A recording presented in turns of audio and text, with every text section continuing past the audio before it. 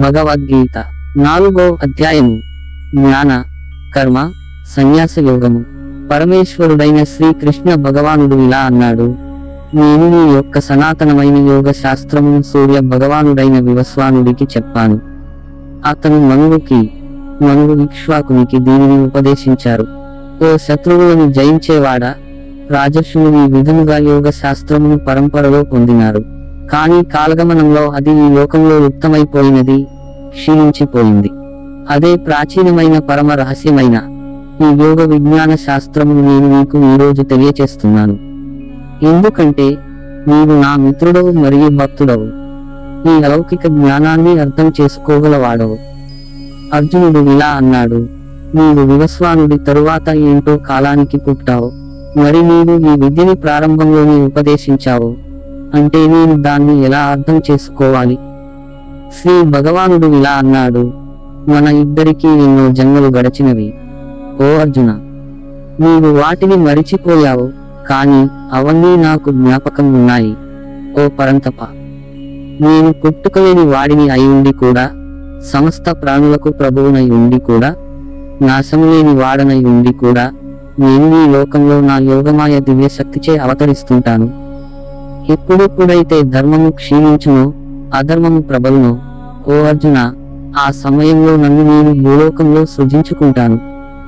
ధర్మాత్ములను కాపాడటానికి, దుష్టులను నిర్మూలించటానికి మరియు ధర్మ సూత్రాలను తిరిగి ప్రతిష్టాపించటానికి నేను ఈ లోకంలో ప్రతి యుగము నందు అవతరిస్తాను. నా జన్మ మరియు కర్మల దివ్య స్వభావాన్ని ఎవరైతే అర్థం చేసుకుంటారో, ఓ అర్జున, వారు తమ దేహం విడిచిపెట్టిన తరువాత తిరిగి జన్మనెత్తవలసిన అవసరం లేదు. వారు నా నిత్యశాశ్వత ధామానికే వస్తారు. మమకారాసక్తి, భయము మరియు క్రోధములు లేకుండా ఉండి, నాయందే సంపూర్ణంగా స్థితులై ఉండి, నన్నే ఆశ్రయించి ఎంతో మంది ఇంతకు పూర్వం నా గురించిన జ్ఞానంచే పవిత్రులైనారు మరియు ఆ విధంగా నా దివ్య ప్రేమను పొందారు. నాకు ఏ ప్రకారంగా మనుజులు శరణాగతి చేస్తారో నేను వారికి ఆ విధంగా ప్రతిస్పందిస్తాను. తెలిసినా తెలియకపోయినా అందరూ నా మార్గాన్ని అనుసరిస్తారు. ఓ పృథతనయుడా అర్జున, ఈ లోకంలో భౌతిక, ప్రాకృతిక కర్మలలో విజయం కోసం కోరికతో ఉండేవారు దేవతలను పూజిస్తారు, ఎందుకంటే భౌతిక ప్రతిఫలాలు త్వరగా సిద్ధిస్తాయి. జనుల గుణములు, కార్యకలాపముల ఆధారంగా 4 రకాల వృత్తి ధర్మములు నా చేత సృష్టించబడ్డాయి. ఈ వ్యవస్థకి నేనే సృష్టికర్త అయినా నన్ను అకర్తగా మరియు సనాతనిగా తెలుసుకోను. కర్మలు నన్ను అంటావు, నేను కర్మఫలముల యందు కూడా ఆసక్తుడను కాదు. ఎవరైతే నన్ను ఈ విధంగా తెలుసుకుందురో వారు కర్మ బంధములలో చిక్కుకోరు. ఈ సత్యమును తెలుసుకుని ప్రాచీన కాలంలో మోక్షము పొందగోరిన వారు కూడా తమ కర్మలను ఆచరించారు. కాబట్టి ప్రాచీన మూల అడుగుజాడలలో నడుస్తూ నీవు కూడా నీ కర్తవ్యమును నిర్వర్తించుము. కర్మ అంటే ఏమిటి, అకర్మ అంటే ఏమిటి, వివేకవంతులు కూడా దీనిని అర్థం చేసుకోవటంలో తికమక పడుతున్నారు. ఇప్పుడు నేను నీకు కర్మ రహస్యం వివరించాను. దీనిని తెలుసుకోవటం ద్వారా నీవు భౌతిక బంధముల నుండి విడిపించుకోవచ్చు.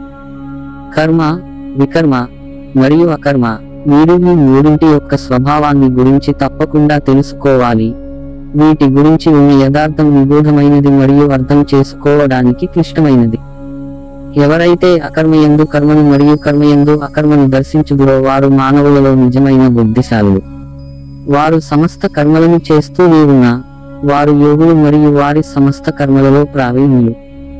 ఎవరి సమస్త కర్మలు భౌతిక సుఖాల వాంఛలకు అతీతంగా ఉంటాయో మరియు ఎవరైతే తమ సమస్త కర్మల ప్రతిక్రియలను జ్ఞానాగ్నిలో భస్మం చేశారో అట్టివారు జ్ఞానోదయమైన మూలచే పండితులు అనబడతారు. ఇటువంటి జనులు తమ కర్మ ఫలములపై ఆసక్తి, మమకారం త్యజించిన పిదప ఎల్లప్పుడూ తృప్తితో ఉంటారు మరియు బాహ్య వస్తు విషయములపై ఆధారపడతారు. కర్మలలో నిమగ్నమై ఉన్న వారు ఏమి చేయనట్టే ఆశారహితుడై ఉండి, ఏది నాది అన్న భావన లేకుండా మనస్సు ఇంద్రియములు పూర్తి నియంత్రణలో ఉంచుకున్నవానికి శరీరంతో కర్మలు చేస్తూనే ఉన్నా ఏ పాపము అంటదు. అప్రయత్నముగానే లభించిన దానితో సంతృప్తి చెంది అసూయారహితులై వారు జీవన ద్వంద్వములకు, సుఖ దుఃఖాలు లాభ నష్టాలు అతీతులై ఉంటారు. అన్ని విధముల పనులు చేస్తూనే ఉన్నా గెలుపు ఓటమిలలో సమత్వ బుద్ధితో ఉండి వారు తమ కర్మలచే బంధింపబడతారు. అటువంటి వారు ప్రాపంచిక అనుబంధాల నుండి విముక్తి చేయబడతారు మరియు వారి బుద్ధి దివ్య ఆధ్యాత్మిక జ్ఞానంలో స్థితమై ఉంటుంది. వారు చేసే ప్రతి పని యజ్ఞం భగవత్ అర్పితముగా ఉంటుంది కాబట్టి వారు అన్ని రకాల కర్మ ప్రతిచర్యల నుండి విముక్తి పొందుతారు.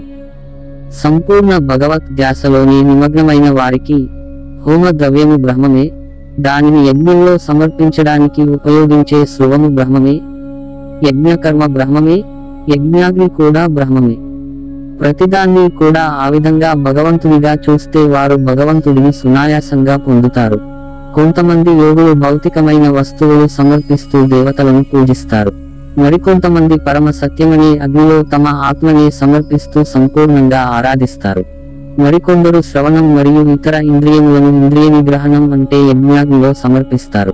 మరికొందరు శబ్దాది ఇతర ఇంద్రియ విషయములను ఇంద్రియాగ్నిలో ఆహుతిగా సమర్పిస్తారు.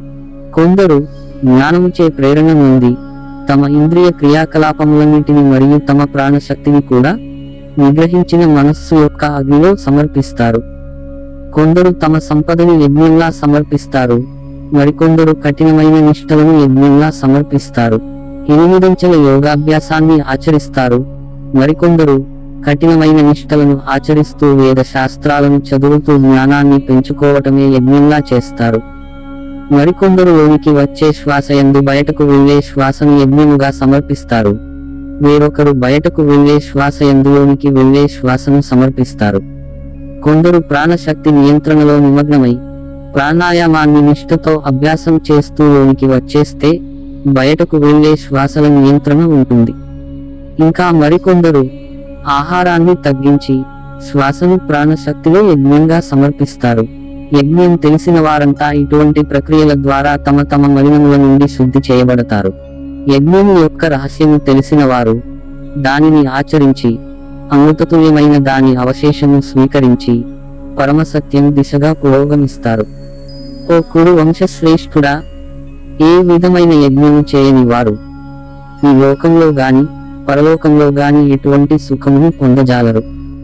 ఇలాంటి వివిధ రకాల యజ్ఞములు అన్ని వేదముల యందు వివరించబడ్డాయి. అవి వివిధ రకాల పనుల నుండి ఉద్భవించినవి అని తెలుసుకొను. ఈ జ్ఞానమే నీ యొక్క భౌతిక బంధము చిక్కుముడిని ఖండించి వేస్తుంది. ఓ శత్రువులను లోబరుచుకునేవాడా, యాంత్రికముగా ద్రవ్యముతో చేసే యజ్ఞము కన్నా జ్ఞానంతో చేసే యజ్ఞము ఏంటో శ్రేష్టమైనది. పట్ట ఓ పాత అన్ని యజ్ఞ కర్మలు జ్ఞానమునందే పరిసమాప్తమగును. ఒక ఆధ్యాత్మిక గురువుని చేరి పరమ సత్యమును నేర్చుకొను. వినయంతో ఆయనను ప్రశ్నలు అడుగుతూ మరియు ఆయనకు సేవ చేయును. అటువంటి మహాత్ముడైన జ్ఞాని నీకు జ్ఞానోపదేశం చేయగలడు, ఎందుకంటే ఆయన స్వయంగా యథార్థమును దర్శించినవాడు.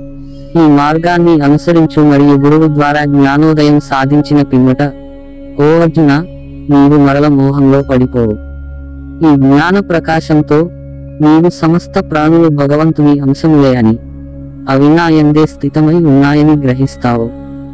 పాపాత్ములందరి కంటే పరమ పాపిష్టివారు అని పరిగణించబడిన వారు కూడా ఈ ప్రాపంచిక భవసాగరాన్ని ఆధ్యాత్మిక దివ్య జ్ఞానమనే పడవలో స్థితులై ఉండిపోవచ్చు. ఎలాగైతే ప్రజ్వలించే అగ్ని కట్టెలను భస్మము చేయునో, ఓ అర్జున, జ్ఞానాగ్ని కూడా భౌతిక కర్మల నుండి జనించే ప్రతిక్రియలన్నిటిని భస్మము చేయును. ఈ లోకంలో దివ్య ఆధ్యాత్మిక జ్ఞానం కంటే పవిత్రమునర్చేది వేరే ఏమీ లేదు. చాలా కాలం యోగ సాధనతో అంతఃకరణ శుద్ధి సాధించిన తరువాత కాలానికి ఈ జ్ఞానం సాధకుని హృదయంలో పొందుతుంది.